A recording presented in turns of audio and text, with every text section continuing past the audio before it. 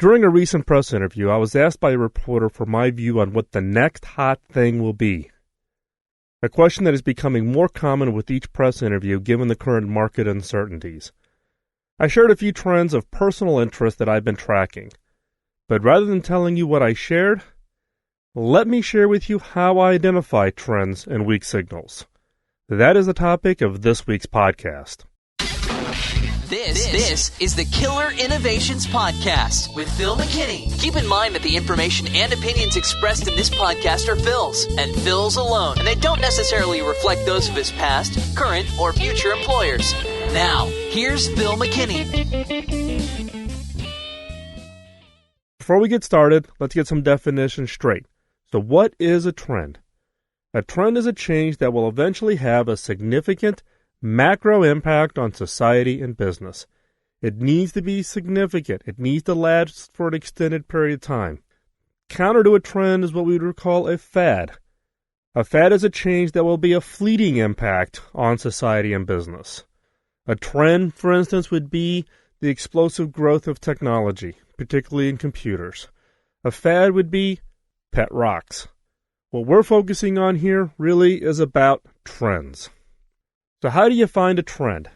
For me, it's about observation. That includes watching, listening, reading. And for me, I talk to a lot of people. I have a close circle of people who I think are really creative thinkers, who are great observers, that are scattered throughout the world. And for me, talking to these people, visiting with these people, going with them because they're close to the local society, local consumers and customers and businesses and government officials, it's about being able to have that direct interaction. I tend to look for the non-obvious. If it appears in a popular press or it appears in an analyst report or Wall Street's talking about it, it's too late for me. That is of no value. I'm looking for the non-obvious. Now, the process I go through is 1. Brainstorm a list of trends or changes. I typically collect these over time. It's by doing these observations, by listening, by talking to people. Some trends and changes that may seem obvious to you now, but weren't many, months ago or even years ago, are things like fundamental shifts that are occurring in technology, society view on education, new government regulations for regulating new solar technologies, the GDP changes of the economy, the aging of the population. The objective here is to identify as many of these trends as possible. And some of these trends may be specifically to a region or to a country or to a particular type of business or a particular type of industry. But fundamentally, you want to look for trends across economic, demographic, technology, society, government, ecology, green. Looking across those kinds of areas and look for the trends that are appropriate for your business, for your segment, for your geography. Then what I do is rather than just thinking, okay, that's the trend list I should be dealing with, you're trying to uncover where those trends have impact on each other, where you're going to get super reinforcement or reinforcement from multiple trends influencing each other. The way I do this is I take each of those trends and I compare them against every other trend. Every other trend that's in the list, I take the top one and I compare that against second, third, fourth, and fifth. If those two trends are happening, what happens at the intersection? What becomes interesting at the intersection of those two trends? Let me give you an example. Let's take two trends that I listed. One is the aging of the population, what some people refer to as the gray wave. People over the age of 50. What's happening with that? It's quickly becoming the largest segment of the consumer population out there with huge influence and ability to have disposable income. Large home ownership, looking to get the benefit of all that hard work back in things that they've always wanted and now can afford. Second trend to look at, technology, the shift that's fundamentally happening. Moore's Law, improving processor speeds, reduced cost of technologies. If you look at the combination of aging and technology coming together, what are some of the things you see? For instance, technology for the home to monitor or provide health care, such as diabetic meters that actually plug into your broadband access in your house and send that information back to your doctor. home dialysis, no longer needing to go into a dialysis center or eventually into a hospital to get your kidney dialysis. You can actually do that while you sleep at home. So you're seeing some fundamental overlaps where technology and aging, but what does that really mean?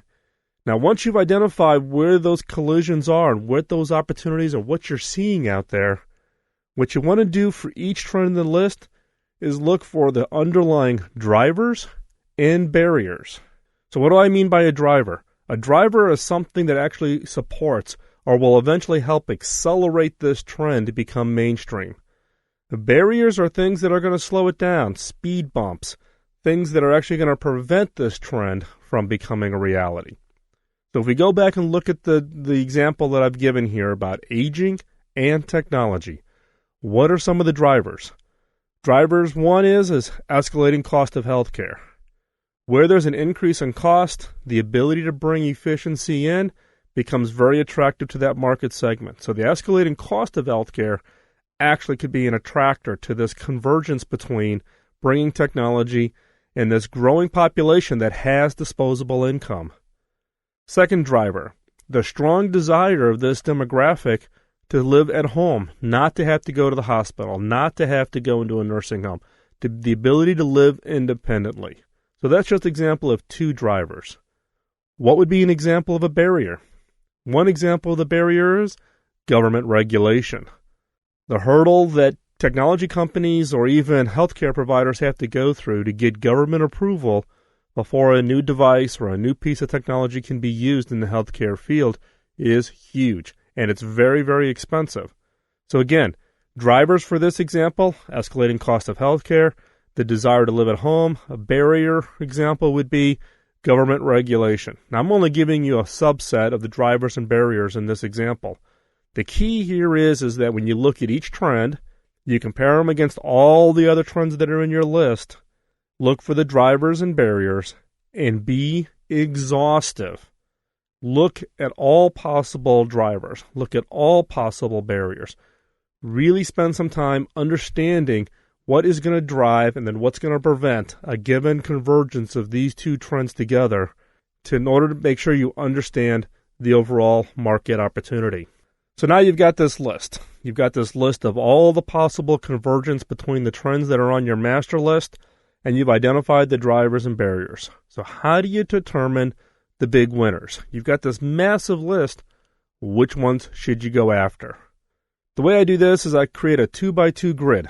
The horizontal axis is the barriers. The left-hand side of the axis means it's really, really hard. This is going to be a really tough set of barriers. To the right-hand side of that horizontal axis is barriers are almost non-existent, or the ones that you've listed aren't going to be hard to overcome. The vertical axis is drivers. The lower part of the axis on the vertical would be drivers are non-existent, versus the top vertical would be there's significant drivers that are really going to accelerate this trend. So now, take each one of those convergence. So in this case, this whole concept of converging healthcare and aging, and plot it on this grid, on this 2x2 grid. Now, typically you can just put a dot on the grid. I'm into using as much visual information when I'm trying to convey opportunities. So rather than just putting a dot on the grid, vary the size of that dot to show impact. Now, impact can be denoted by size of the market, revenue, gross margin, the compounded annual growth rate of that segment, whatever is meaningful to you. So again, horizontal is barriers, vertical is drivers. The size of the placement of the information on the convergence of two trends on that grid is to denote impact. How big is this impact going to be in the marketplace? The other piece that you need to convey is estimate when the trend emerges. Now, you can do this with color. Certain colors meaning it's within a couple of years, a different color meaning that it's going to be 3 to 5 years out, a third color means it's going to be 5 years or longer out. Now, the key here is items in the upper right are the ones that deserve more investigation. You're not trying to be overly scientific. You're not trying to be overly accurate. You're trying to get a first cut to know which ones you're going to go after. Because if you've done your early work, if you've been exhaustive in creating the list, If you've been exhaustive in understanding the convergence of any two trends, if you've been exhaustive on the barriers and drivers, you've got a huge amount of information. You can't dig into the detail on each and every one. You need to have a filtering process. And so the filtering process here is plot them on the 2x2 grid, and you're looking for those items that are of significant impact that are in the upper right corner. And then those are the ones that you should actually then go off and start investigating, doing more observations, getting out there, understanding if that need really does exist, understand if that market opportunity really exists, and prioritize the ones that you're going to focus in on. Now, once you've got this grid, maintain the grid on an ongoing basis. Whether it's monthly or quarterly, revalidate the barriers and the drivers, revalidate the impacts and when you think they're going to happen. Also, continually look for new trends. Now, how do you stay fresh and find these new trends? Look for weak signals. Now, what's a weak signal? A weak signal is an early hint of a coming trend. Some will call it trend spotting. Some people call it black magic. Finding weak signals comes from having some keen observation skills. Now, when you see or hear something that jars you, that's when you should listen harder. If it makes you uncomfortable, dig in. When I get that feeling in my gut, when I hear about something and you go, ooh, that's weird, I would never do that. Bingo. Those are the ones that you should be digging in on.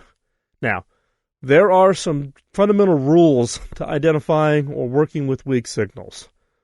The more irreverent and upsetting the new idea is to the status quo, meaning that everybody's talking against it, the more likely it will turn into a full trend.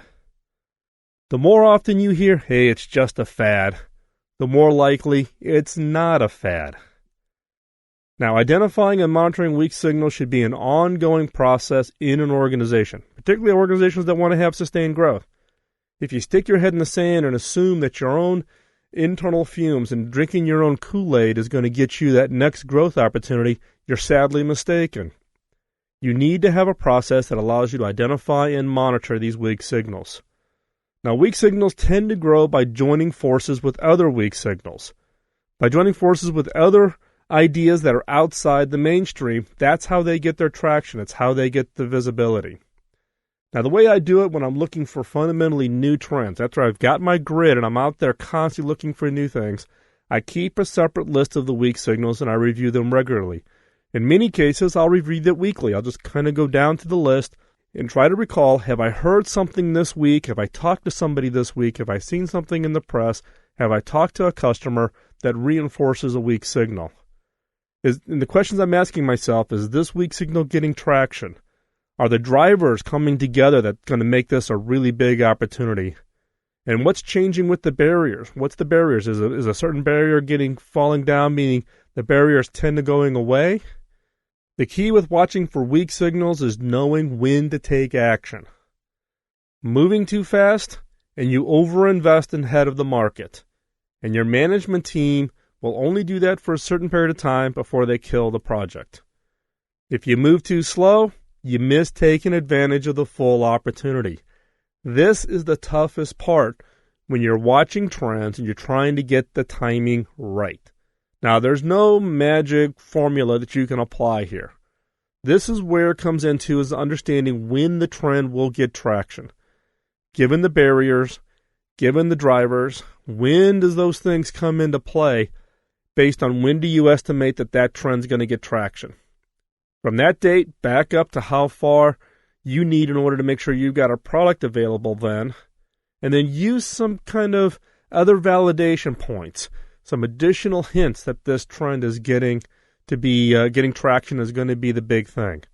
But the key here is understanding how to hold back your enthusiasm and not move too fast, but at the same time, don't be so conservative that you move so slow that somebody else is able to step in and take advantage of that whole opportunity. Now, the net result is that watching for trends and weak signals is a 24/7 activity. This is not something you turn off. It's everything you see, everything you read, everybody you talk to, everything that you watch on TV. This is not something you can do 9 to 5. You are out there. You need to have your ears open, your eyes open, your antennas up, and you're looking for those ideas, those new hints, those weak signals that something is changing. Individuals who can see the future, they can see what's going to happen 1 year, 6 months, 9 months, 2 years, 5 years down the road, are highly valued. And by getting a personal process in place, you can become that seer for your organization. Now, I'm not saying that this is the only process that works, but this is the process that works for me. And I've used this process over many, many years, and it has become very reliable for me to be able to see what's happening, understand the timing, and help drive the decision-making on when to make certain investments, when to focus on certain development of innovations in order to get that timing right. And hopefully you can take this process, modify it, apply it to what you do within your organization, and it'll help you be more successful.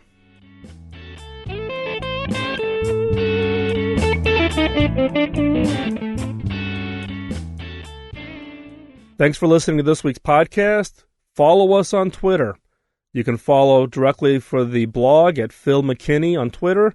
Also, we have a Twitter feed now for the weekly Killer Question. So it is Twitter feed Killer Question. Join the community. Go over to killerinnovations.com/community, and you'll find all the links to sign up for the Twitter feeds, but also to join into the community over at Facebook and LinkedIn. Please send your feedback to the topics of the podcast.